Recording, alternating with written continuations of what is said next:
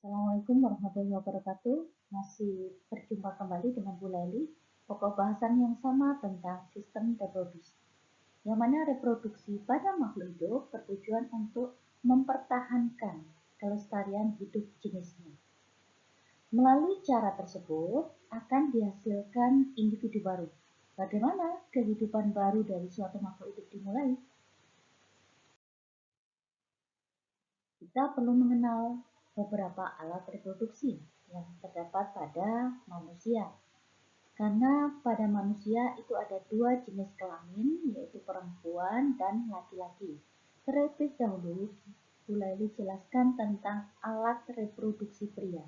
Pada pertemuan sebelumnya, kita sudah membahas alat reproduksi pria. Ya, pada gambar kalian lihat di sini. Di sini ada penampang melintang alat reproduksi pria.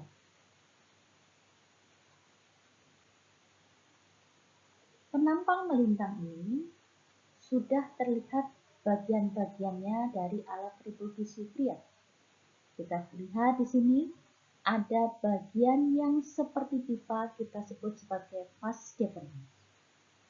Kemudian kalian lihat pada gambar ada kantong, ya, kita sebut sebagai kandung kemih. Kemudian di bawah kandung kemih ada suatu kelenjar. Karena di sini adalah reproduksi pria, maka yang nampak di sini adalah kelenjar prostat. Selanjutnya, di bawah prostat ada suatu saluran, ya, saluran yang disebut sebagai uretra. Organ daripada pria, ya, di sini pada gambar yang ditunjukkan gambar ada penis. Selanjutnya, yang menghubungkan antara vas deferens, ya, yang menghubungkan vas deferens yang berada di belakang organ penis itu ada epididymis, di mana epididymis adalah bagian luar, ya, bagian luar daripada skrotum. Di sini di paling bawah daripada epididymis ini adalah bagian yang kita sebut sebagai testis. Oke, baik anak-anak, kita lanjutkan kembali pada alat reproduksi wanita. Kita lihat di sana. Seperti halnya kita ketahui bahwa alat reproduksi wanita di sini, kalau kita lihat penampang melintangnya ini seperti dua lengan yang kita tekuk seperti ini, kayaknya, ya. Apa di sini? Di sini terdapat bagian bawah, yaitu bagian saluran tuba falopi. Tuba falopi yaitu bagian yang menghubungkan antara uterus, ya. Di sini bagian tengah di sini adalah uterus. Kemudian yang menghasilkan telur di sini ada ovarium, ya. Kemudian di bagian ovarium yang ke bawah kita sebut sebagai serviks. Ya. Kalau kita melihat secara sekilas seperti gambar di bawah yang ada tanda panah ini, ya, ini ada bagian alat reproduksi daripada wanita. Oke. Baik anak-anak, setelah kita mengenal bagian maupun alat reproduksi dari pria maupun wanita, tentunya kita harus tahu bagaimana pembentukan sel kelamin itu sendiri. Jadi pembentukan sel kelamin manusia karena terbentuknya suatu individu baru itu dipengaruhi oleh dua jenis kelamin, yaitu jenis kelamin pria dan jenis kelamin wanita. Pada pembentukan sel kelamin manusia ada sel kelamin pria, yaitu menghasilkan spermatogenesis. Apa itu? Dia menghasilkan sel sperma. Sedangkan pada wanita, sel kelamin wanita dia menghasilkan oogenesis. Prosesnya adalah oogenesis, menghasilkan sel telur atau kita kenal sebagai ovum. Selanjutnya, Bu Leli akan menjabarkan bagaimana sih proses spermatogenesis itu sendiri. Nah, kita masih harus kita ingat bahwa proses spermatogenesis dihasilkan oleh sel sperma, jadi sel dari laki-laki. Kalian lihat, di sini ada diploid atau 2N, ya, spermatogoni, di mana proses pembelahan pada pertemuan yang kedua itu ada pembelahan mitosis dan pembelahan meiosis. Pada spermatogonium di sini ada proses pembelahan mitosis. Apa maksudnya di situ? Dari 2N diploid menjadi haploid. Jadi proses mitosis itu 2N, ya, 2N pada spermatosit primer, kemudian tumbuh. Nah, di sini mengalami suatu pembelahan yang kita kenal sebagai meiosis 1. Apa yang terjadi di sana? Pada spermatosit primer tadi memecah menjadi spermatosit sekunder. Ya. Dari spermatosit sekunder, di sini prosesnya kita kenal sebagai spermiogenesis. Apa yang dihasilkan di sana? Dari diploid menjadi haploid, dari 2N menjadi 1N, ya. Di sini kalian lihat pakannya, dari 2N spermatogonium tadi mengalami proses mitosis, kemudian meiosis 1 menghasilkan spermatosit sekunder, selanjutnya proses spermiogenesis. Kemudian di sini ada proses meiosis 2. Proses meiosis 2 itu bagaimana?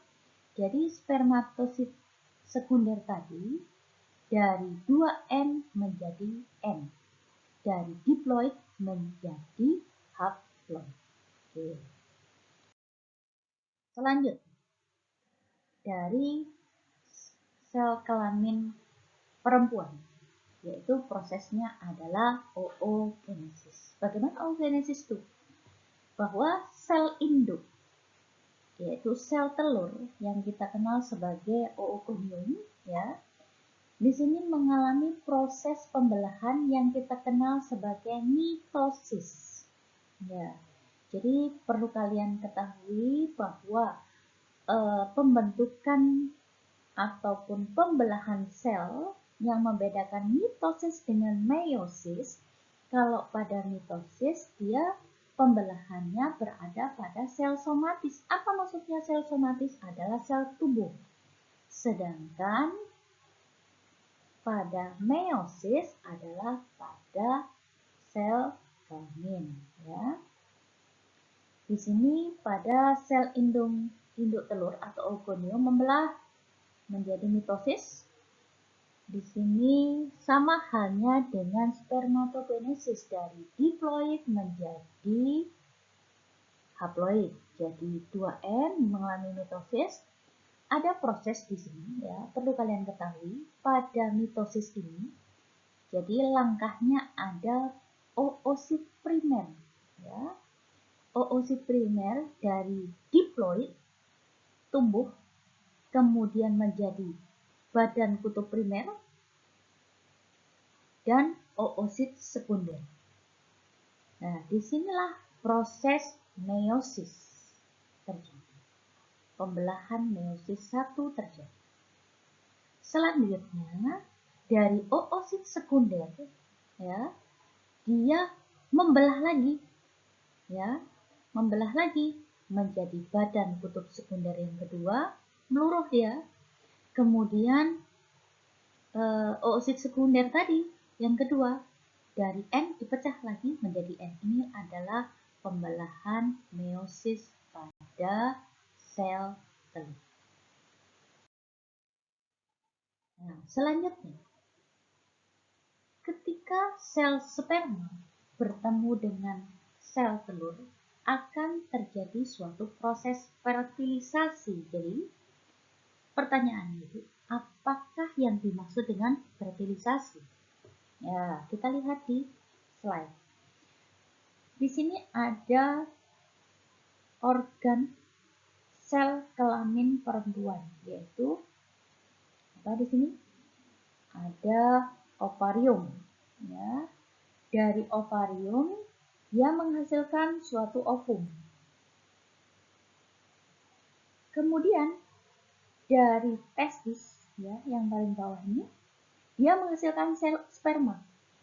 Nah, bertemunya sel telur dengan sel sperma tadi, sehingga dia menjadikan suatu proses yang kita sebut sebagai fertilisasi.